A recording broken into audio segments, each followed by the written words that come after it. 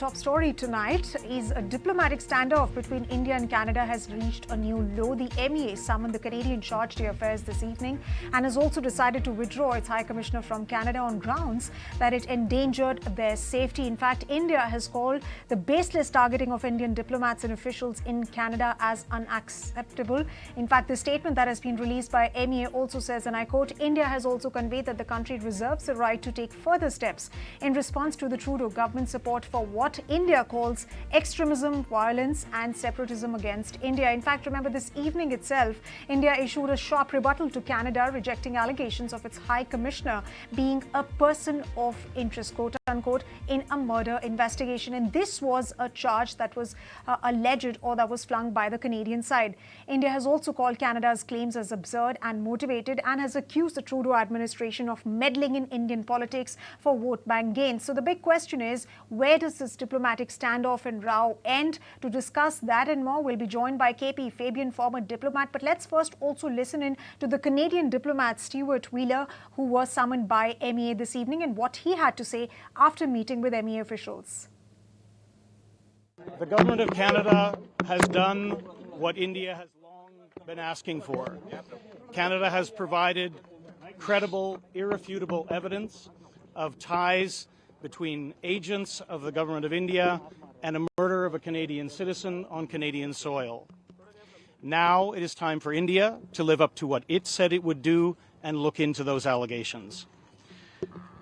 It is in the interest of both our countries and the peoples of our countries to get to the bottom of this. Canada stands ready to cooperate with India. All right, to discuss that and more, I'm now joined by Mr. Fabian. Thank you very much, Mr. Fabian, for joining us this evening on ET. Now, remember, this is in sharp contrast to India's foreign policy, which on the one hand really looks at strategic partners across the globe, whether it's in Central Asia or Southeast Asia. And today what we saw was a no-holds-barred statement by India calling Canadian government's claims preposterous, followed by tough action from the country. So the question is, why is Trudeau okay with souring relations with India? Well, I think we have to look at the big picture. And the big picture is that the Sikhs in Canada, percentage-wise, they are very small percentage of the population, but politically they carry more weight, disproportionately more weight than their numbers indicate. And how do they do that? That is because they are very politically active. Suppose you are a Canadian candidate for the House of Commons and the election is next month.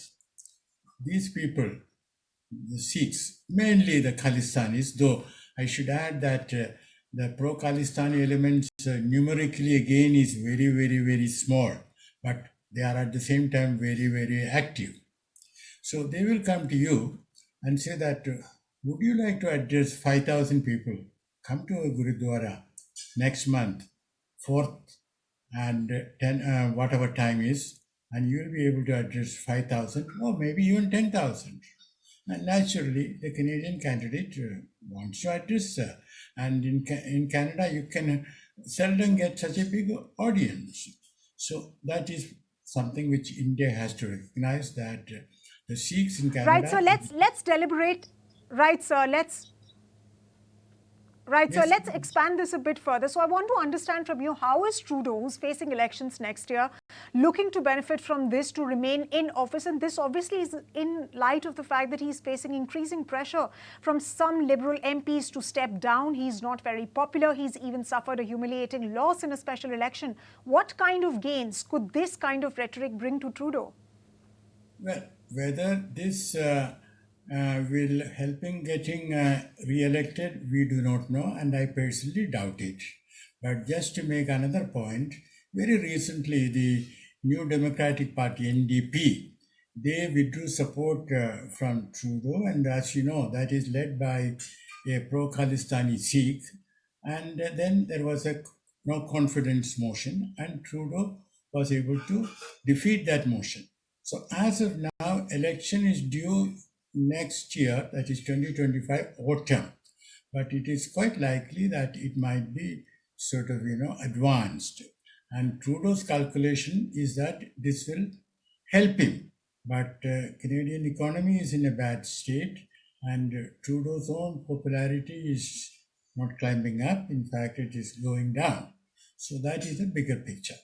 But we should also look at the another aspect of the bigger picture, that this Niger killing is also related to the Panun case, which is going on in the United States.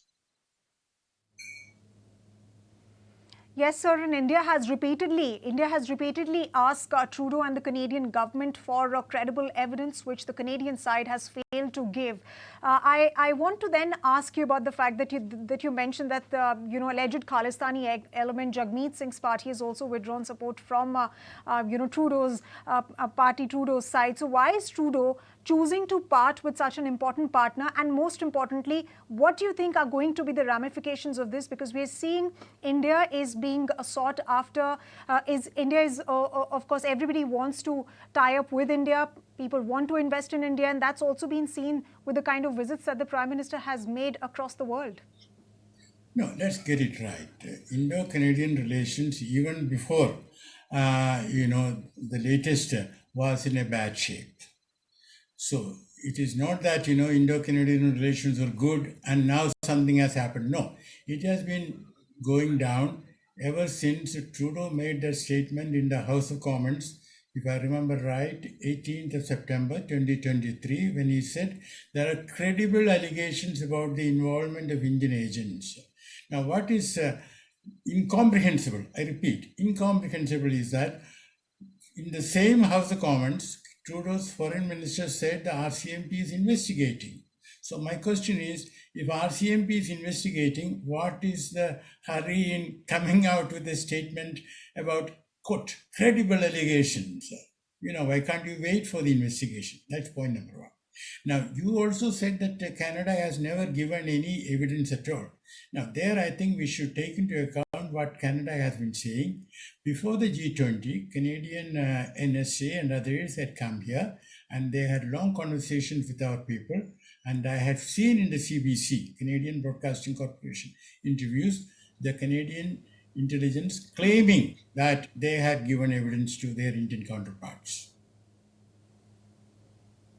Right, so help us understand the diplomatic standoff that has ensued between India and Canada. And like I said, the ties have only gone to the lowest point. What does this really mean for Indian nationals and students, most importantly, who are living in Canada? What kind of, are they really in a dangerous position as of now? What could it really mean for their safety and security in the country? Yeah, just one point before answering that question. It was a correct thing for India to have. Sir, could you please take this question, and then we'll come to the other point in just a bit. Could you please answer this? Okay. No, the point I'm making is that it was correct on India's part to have withdrawn its High Commissioner. Now, coming to your question. Well, this will have an impact on Indo-Canadian relations, and the question specifically is what will happen to the Indian community in Canada. Well, the answer is in two parts. One is that Canadians are not violent and nothing is going to happen to Indian community per se. But the Sikh extremists might get emboldened and they might start or resort to violence or threat of violence against the Hindus, against Hindu temples and all that. That might happen. And the third thing is that, the youngsters in India who were having the Canadian dream, now that dream has been shattered, but we should remember that it was shattered when India insisted and Canada had to reduce its diplomatic representation in India by, we asked them to expel about 40 diplomats. So that dream has been shattered even before this. Yes. So I don't. Okay. Yes. Yes, so there's going to be a significant impact on the movement of people from Canada, and many in the nation might even be looking at coming back to the country. But let me also ask you about, sir, India has also said in a statement this evening that it reserves the right to take further steps in response to the Trudeau government support for what it calls extremism, violence and separatism. What do you think are the next few steps that India is going to take? And with the steps that have been taken today, is India looking at severing ties with Canada? Well, I hope the severance of ties will not happen because there is too much at stake. And also, let us understand in diplomatic relations, A cannot be tough with B without at some point hurting A's interests also. Now, coming to the Indian community, you said, they might come back and all that. Well, as of now, I do not expect that. Indians who are settled there for long years to come back. But the youngsters, who are there hoping for a job, the Canadian economy is going down, so job opportunities are not improving. So some of them might come back or go to other states. So it's a very, very difficult situation on the whole. And my hope, but I am afraid it's a hopeless hope, that the two governments will act in a manner to de-escalate rather than escalate. But I do not see any sign of that. All right, and this is a story that we'll be following, sir, over the next few days. The diplomatic row between India and Canada only escalating. On that note, thank you very much, Mr. Fabian, for joining us this evening and sharing your thoughts with us on this crucial story. If you like this video, then like, share and subscribe to ET Now.